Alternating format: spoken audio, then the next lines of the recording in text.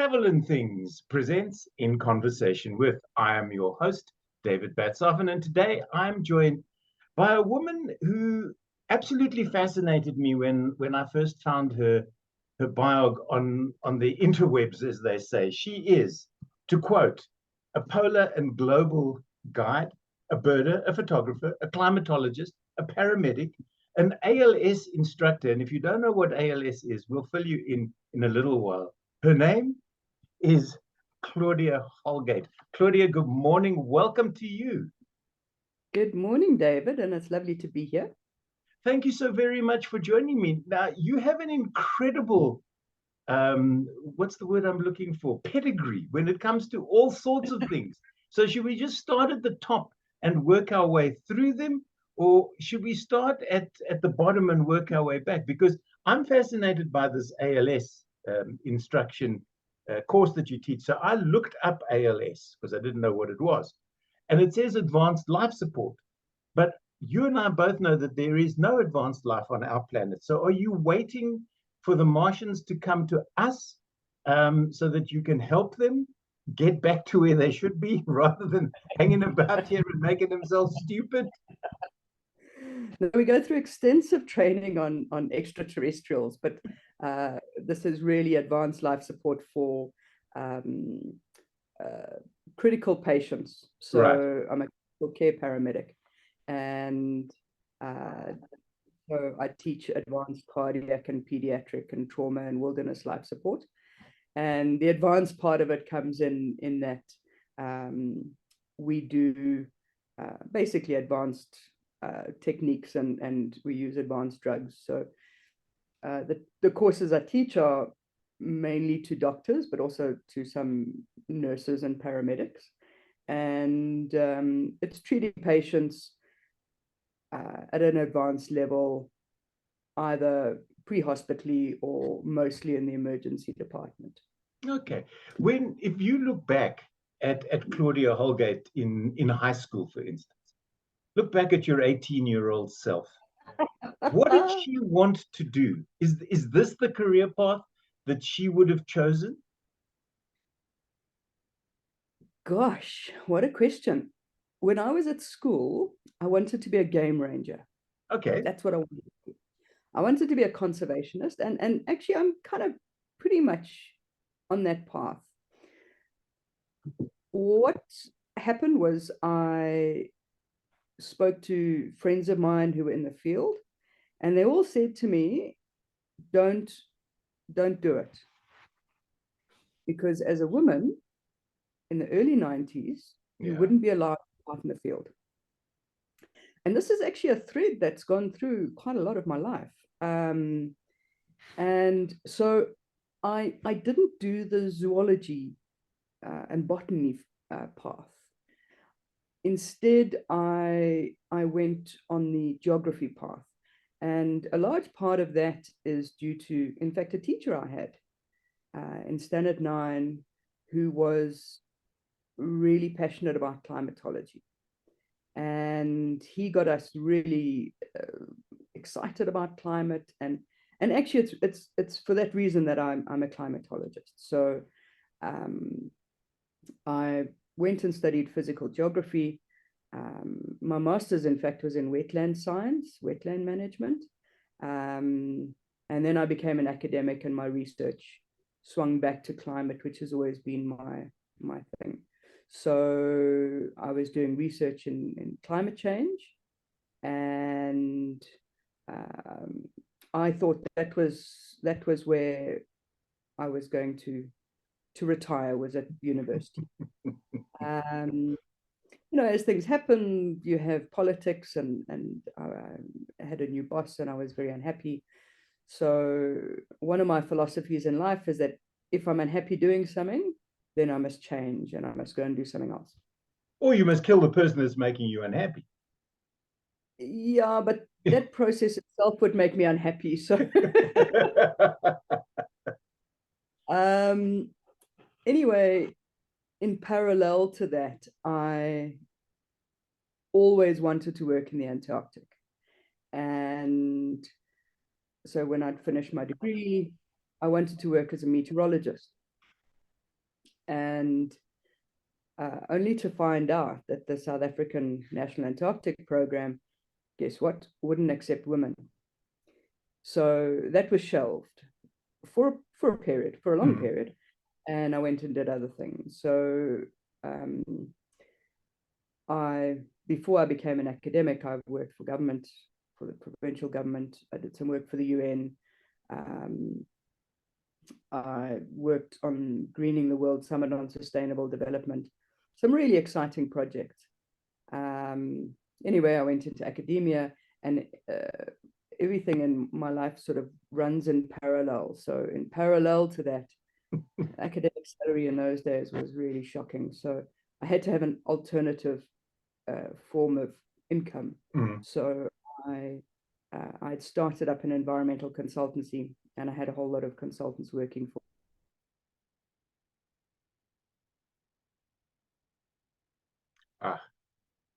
This is what I feared might happen with load shedding, which I think has just kicked in. All of a sudden, Claudia is frozen. This is happening more and more of late to a variety of my guests. And what it does is if it's a book that I've read, I can always review it. But in Claudia's case, I can't talk about her career path. So it looks like this is the end of, yeah, Claudia's vanished. Oh, she's back. Yay, Claudia, you're back. Sorry, I don't know what happened there. No, I was just rambling on about you, and I thought for a split second we were going to have to cancel, but yay, you're back with me. And you're mobile, which is because for a moment you were frozen. I think it's because you were talking about the Antarctic, you see. So you got so cold that you just froze in place. So I'm not sure where it cut off. Excuse me. You were talking about your consultancy. Oh, okay. So I was then running the consultancy, and at that point I found out that one could work as expedition staff on small ships down in the Antarctic. So I spoke to different people in the field, and most ships in those days would have these expedition ships are, let me first explain that. They're not luxury. No. They are, well, some of them are. Yeah, but so in fact, the ships I work on are six-star vessels now. Okay, all right. So they have butlers and whatever you want to drink, but what we do on land is exactly the same, regardless of the ship you're on. Okay. So, but they have a team of lecturers and naturalists, and generally the lecturers will be a marine biologist, a geologist, an historian, an ornithologist, and then maybe one or two others, depending on where we are. The teams have got bigger now because the ships have got a little bit bigger, but we're talking about 100 to 200 passenger vessels. Anyway, so I spoke to some people in the field, and they all said to me, you've got to get a Zodiac driver's license.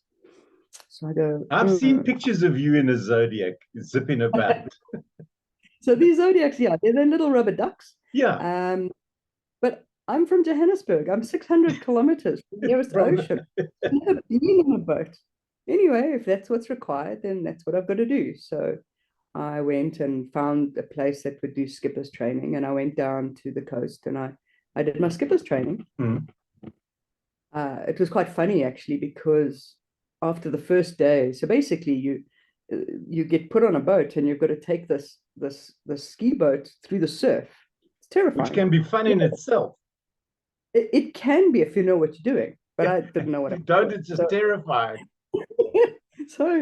So after the first day, I phoned my mum and she said, well, were you seasick? I said, no, don't be silly. I was too scared to be seasick. So I got my skipper's ticket. But I have to tell you that getting a skipper's ticket doesn't mean you can actually drive a boat. You need a lot more experience. I wish they teach it to some regular car drivers nowadays. Getting a license doesn't mean you get a license in a 1400 Volkswagen, and your next car is a 6.5 liter V8, and you're trying to drive that monster. It doesn't work. or a Hilux, a Toyota Yeah. Hilux. So anyway, I then wrote to every company I could find on the internet, and there weren't that many at that point. And I just said, I can talk on geology because I'm a physical geographer. I can talk on climate. I can talk on birds because I've been bird ringing since I was 14. And I can drive a Zodiac. But of course, I couldn't drive a Zodiac, but I had the little piece of paper. So um, anyway, a company came back to me. Unfortunately, the company has since gone under, but they gave me an opportunity. But in the Azores, which is where I wanted to work, the only similarity is that it starts with an A. It was But what, experience, I should imagine, though. well, it was. And once you got your foot in the door, then it makes it so much easier. So following that, I saw that there was a new company had, well, not a new company, but they bought a new ship, expedition ship, and they were looking for staff. So I got a job there, and I did 2.5 months in the Arctic, which was That must have fabulous. been fascinating because when I qualified as an electrician 100 years ago, I wanted desperately to go to the Antarctic. And then I realized they were only taking electrical engineers. Little, little old me that could join a plug to an extension cable or fix a light socket is not quite what they were looking for because everybody else on the team could do that. So, needless to say, I never got down there. But let's just take a step back, if I may, Claudia. Do you believe that the doors have now swung open for women to fulfill these positions? Or is there still that reticence? Because I know in the guiding industry, for instance, if we go back to you were saying you wanted to be a game ranger, I know that those doors have very firmly been kicked open over the last few years, and women are making their mark there. And in fact, a lot of women guides are better than the men because they're more empathetic and they're a lot, I don't want to use the word softer because that's such a wrong word, but they're more in tune with nature. The guys go out there, it's testosterone, tight shirts and short shorts and a knife and a warthog tusk type of thing, slung around the neck. And the women are just, let's take you out and show you and tell you stories and be immersive.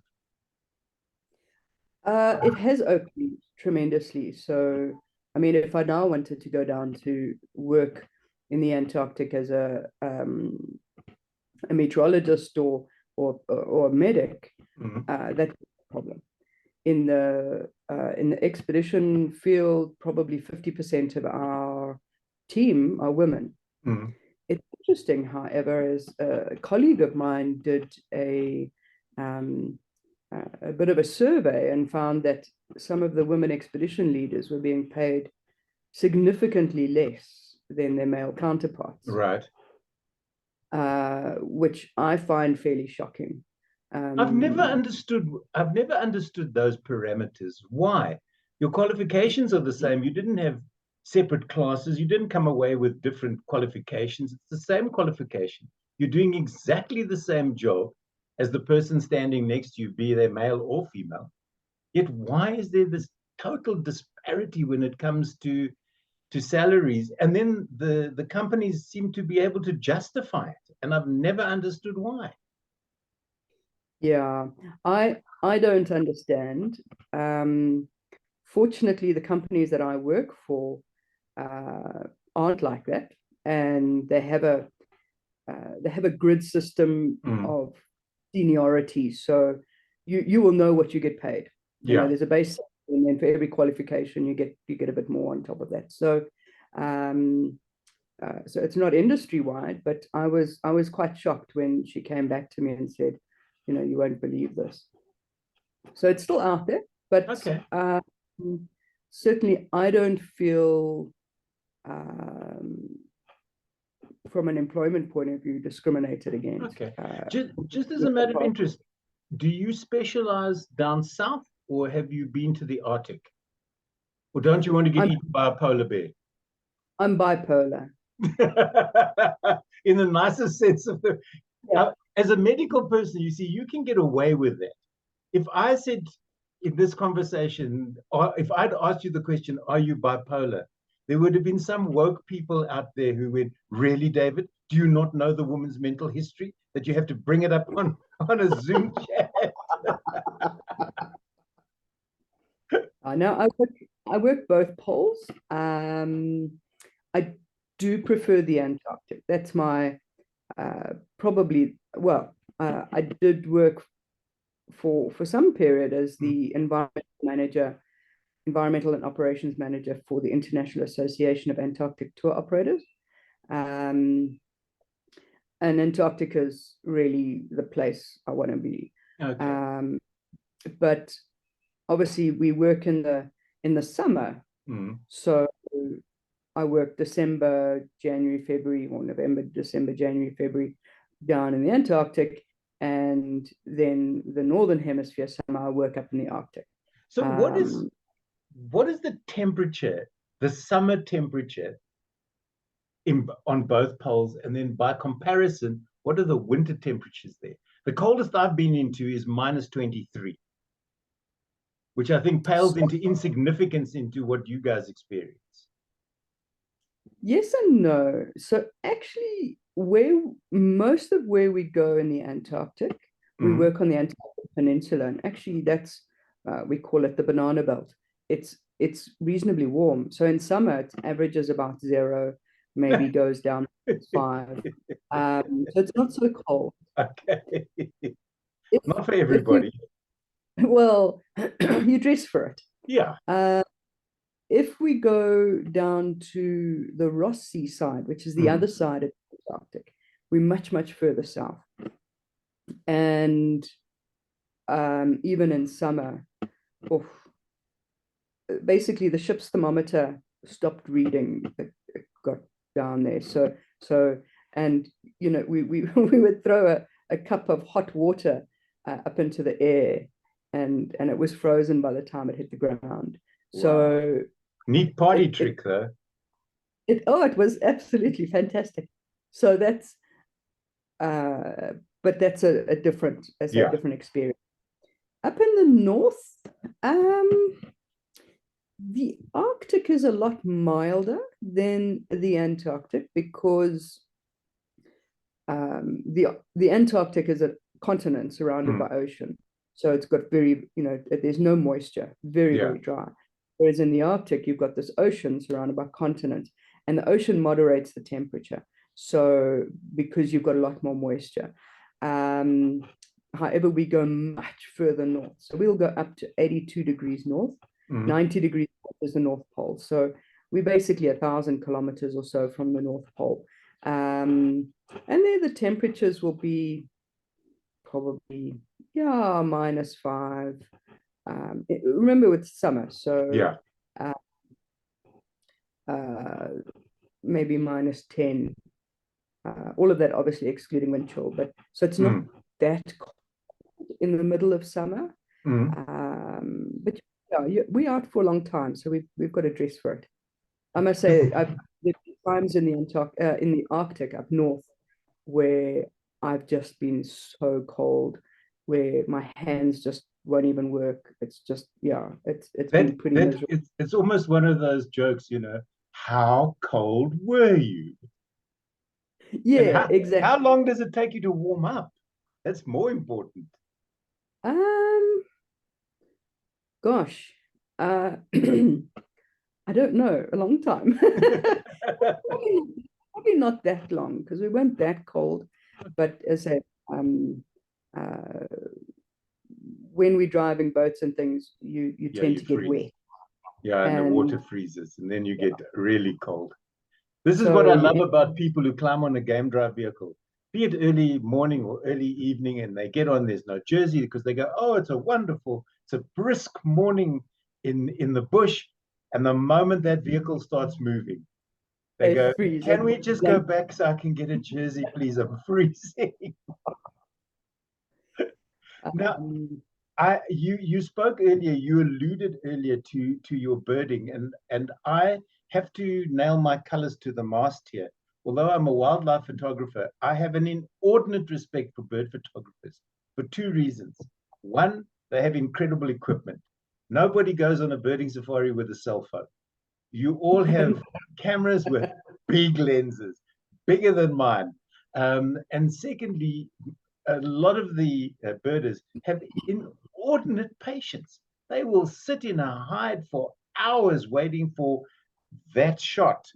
Whereas I, as a wildlife photographer, want something to come along, eat something else, and then move on so that I can get the images. I don't want to sit like that. Was it a kingfisher photographer? 6 years, 72,000 images for one image, which then cost him his marriage.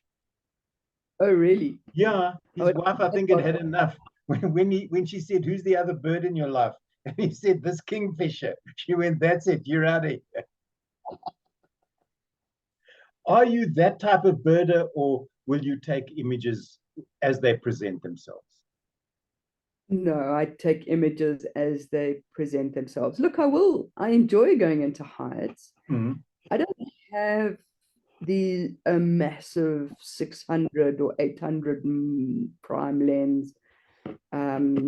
So I use a 100 to 500 mil. Okay. And people often go, wow, that's such a big lens. And I'm going, no, actually, it's not. For taking birds, you really need the big stuff. Yeah. So I do enjoy sitting in hides, but I get a bit bored after about an hour or something. Nothing's happening. Do you have a favorite species then, or let me rephrase that? Do you have a life list that you religiously tick off, or again, if you say you take the images as the situation occurs? I know I do end up with bird images, but I have no list of what I've seen or what I hope to see, just as long as it's something. The only one, there is a crimson-breasted shrike that I've just seen in Madikwe, but there is a yellow morph of that. I was going to say, did you get the yellow morph in Madikwe? No, they do, but I've never seen one. I've only seen the red. And those red are ADH birds because they never sit still. They will be stationary when your vehicle arrives, but the moment that vehicle comes to a stop, they're gone. They're in the thicket. You can't spot it, or you can see a bit of the breast, and that's it. But the yellow morph is the one on my list. Yeah. So I've seen the yellow morph a couple of times. No, I'm going to have to come to your house and beat on you.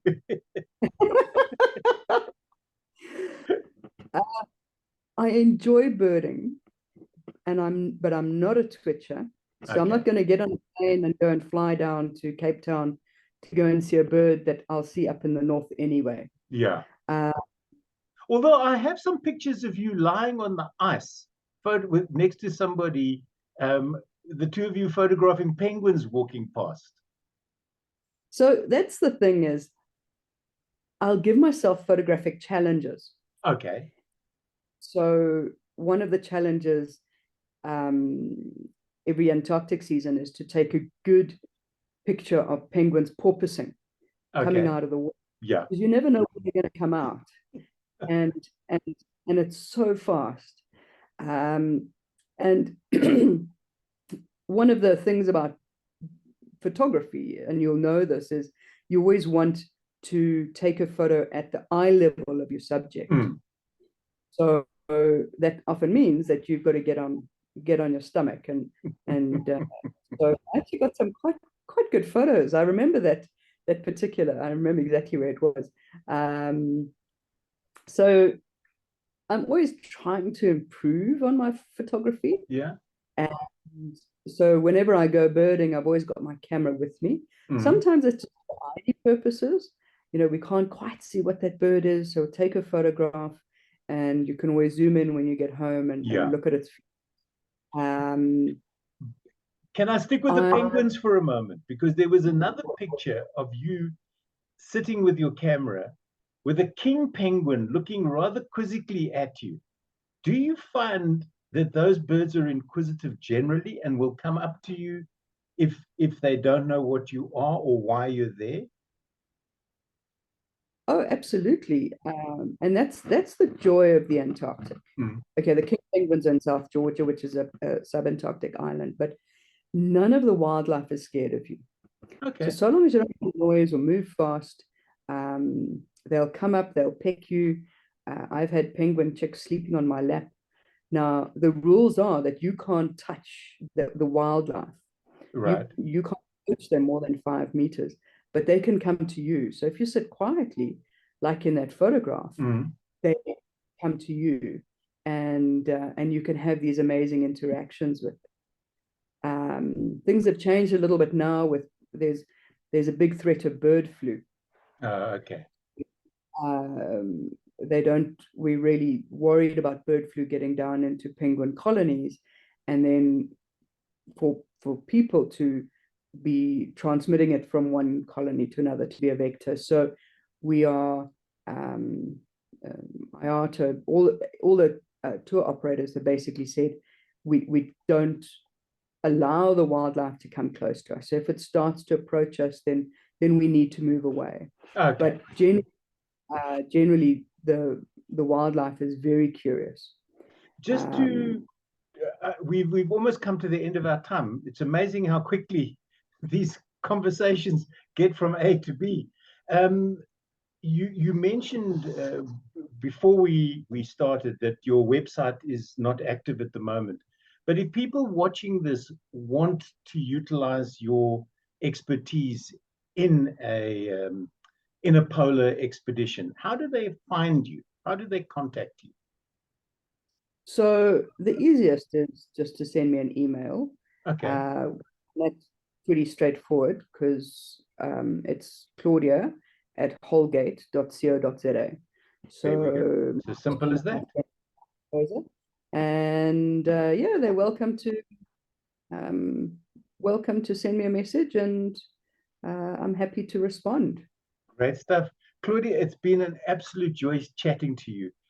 You're the first multi-purpose, multitasking person that I've interviewed since In Conversation with started in March of 2020. So to reiterate once more, Claudia's interests run from polar and global guide, bird photographer, climatologist, paramedic, and when the aliens arrive, she'll be able to treat them because she is an ALS instructor.